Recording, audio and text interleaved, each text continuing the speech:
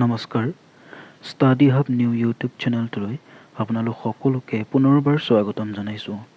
আমি কৃষ্ণকান্ত সন্দিকৈ ৰাজ্যিক মুক্ত বিশ্ববিদ্যালয়ৰ degree first semester July session 2024 বহুকেইটা এছাইনমেণ্টৰ প্ৰশ্নৰ উত্তৰ সম্পৰ্কে আলোচনা কৰি আহিছোঁ।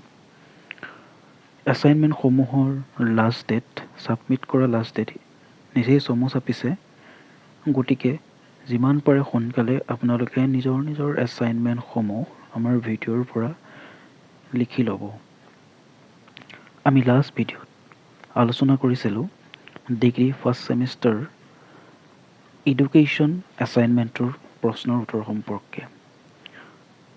গতিকে আজি আমি আলোচনা কৰিবলৈ লৈছোঁ সেই এডুকেশ্যন এছাইনমেণ্টৰ দ্বিতীয়টো প্ৰশ্নৰ উত্তৰ সম্পৰ্কে।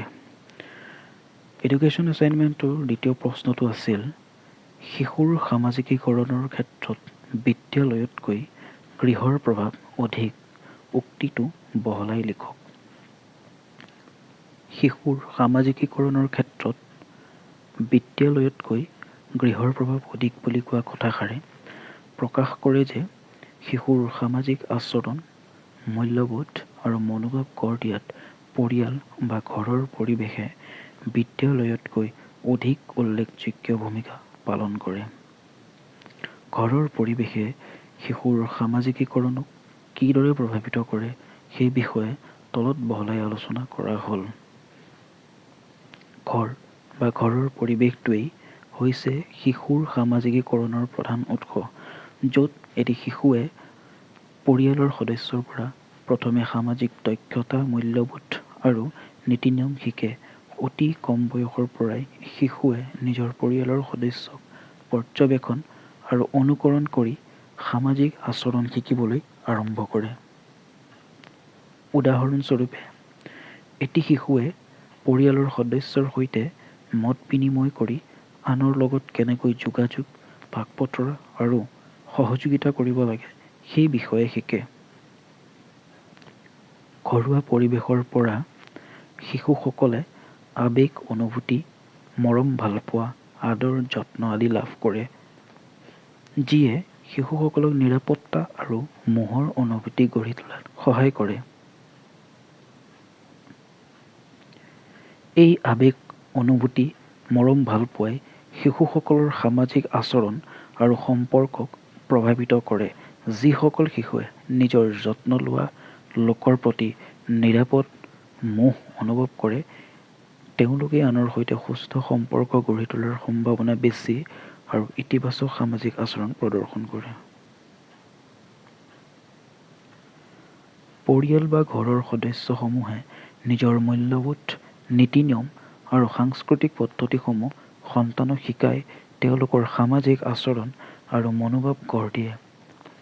শিশুৱে তেওঁলোকৰ পৰিয়াল আৰু সমাজৰ ভিতৰত গ্ৰহণযোগ্য আৰু অগ্ৰহণযোগ্য আচৰণ শিকে, যিয়ে তেওঁলোকৰ সামাজিক পাৰস্পৰিক ক্ৰিয়াকলাপ আৰু সম্পৰ্কক প্ৰভাৱিত কৰে।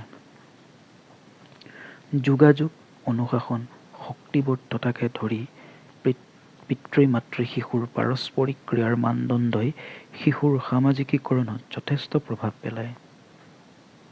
যিসকল অভিভাৱকে নিজৰ সন্তানৰ সৈতে ইতিবাচক আৰু সহায়জনক পাৰস্পৰিক ক্ৰিয়াকলাপ যেনে পঢ়া, খেলা-ধূলা কৰা, কথা বতৰা পতা আদি কামত লিপ্ত হয়, তেনে ক্ৰিয়াকলাপ কৰি সন্তানক অত্যাৱশ্যকীয় সামাজিক দক্ষতা যেনে যোগাযোগ, সহানুভূতি আৰু সমস্যা সমাধানৰ বিকাশত সহায় কৰে। শিশুৱে তেওঁলোকৰ সামাজিক পাৰস্পৰিক ক্ৰিয়াকলাপ, আৱেগিক প্ৰকাশ আৰু সংঘাত সমাধানৰ কৌশলকে ধৰি পৰিয়ালৰ সদস্যৰ আচৰণ পৰ্যবেক্ষণ আৰু অনুকৰণ কৰি শিকে। অভিভাৱক আৰু যত্ন লোৱাসকলে আদৰ্শ হিচাপে কাম কৰে, আনৰ সৈতে কেনেকুৱা আচৰণ কৰিব লাগে, আৱেগ পৰিচালনা কৰিব লাগে আৰু সংঘাত সমাধান কৰিব লাগে তাক প্ৰদৰ্শন কৰে। সামাজিকীকৰণত বিদ্যালয়ে গুৰুত্বপূৰ্ণ ভূমিকা পালন কৰিলেও ঘৰুৱা পৰিৱেশৰ তুলনাত ইয়াৰ প্ৰভাৱ গৌণ। বিদ্যালয়ে আনুষ্ঠানিক শিক্ষা আৰু সামাজিকীকৰণৰ অভিজ্ঞতা প্ৰদান কৰে, কিন্তু শিশুৱে ঘৰত অধিক সময় কটায় আৰু পৰিয়ালৰ সদস্যৰ দ্বাৰা অধিক প্ৰভাৱিত হয়। ঘৰুৱা পৰিৱেশৰ তুলনাত শিশুৰ সামাজিকীকৰণত বিদ্যালয়ৰ সময় আৰু প্ৰভাৱ সীমিত। বিদ্যালয়সমূহ গাঁথনিগত নিয়ম আৰু নীতি নিয়ম থকা আনুষ্ঠানিক প্ৰতিষ্ঠান, যিয়ে শিশুসকলৰ বাবে উপলব্ধ সামাজিকীকৰণ অভিজ্ঞতাৰ পৰিসৰ সীমিত কৰিব পাৰে। এনেদৰে বিশ্লেষণ কৰি ক'ব পাৰি যে বিদ্যালয়তকৈ ঘৰৰ পৰিৱেশে শিশুৰ সামাজিকীকৰণৰ ওপৰত অধিক প্ৰভাৱ পেলায়। ঘৰখনে প্ৰাথমিক সামাজিকীকৰণ অভিজ্ঞতা, আৱেগিক বন্ধন, পৰিয়ালৰ মূল্যবোধ আৰু নীতি নিয়ম, পিতৃ-মাতৃ শিশুৰ পাৰস্পৰিক ক্ৰিয়াকলাপ আৰু আদৰ্শ প্ৰদান কৰে, যিবোৰে শিশুৰ সামাজিক আচৰণ আৰু মনোভাৱ গঢ় দিয়ে। সামাজিকীকৰণত বিদ্যালয়ে গুৰুত্বপূৰ্ণ ভূমিকা পালন কৰিলেও ঘৰুৱা পৰিৱেশৰ তুলনাত ইয়াৰ প্ৰভাৱ গৌণ।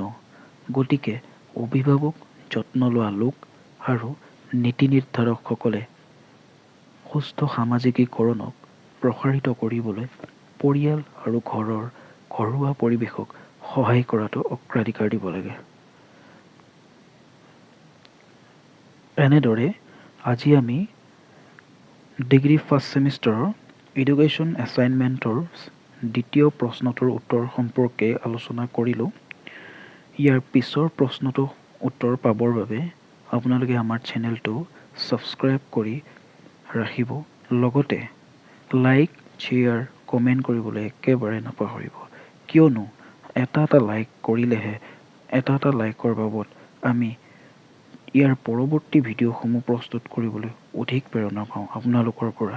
সেয়েহে ভিডিঅ'সমূহ চাই লাইক আৰু কমেণ্ট কৰিবলৈ একেবাৰে নাপাহৰিব।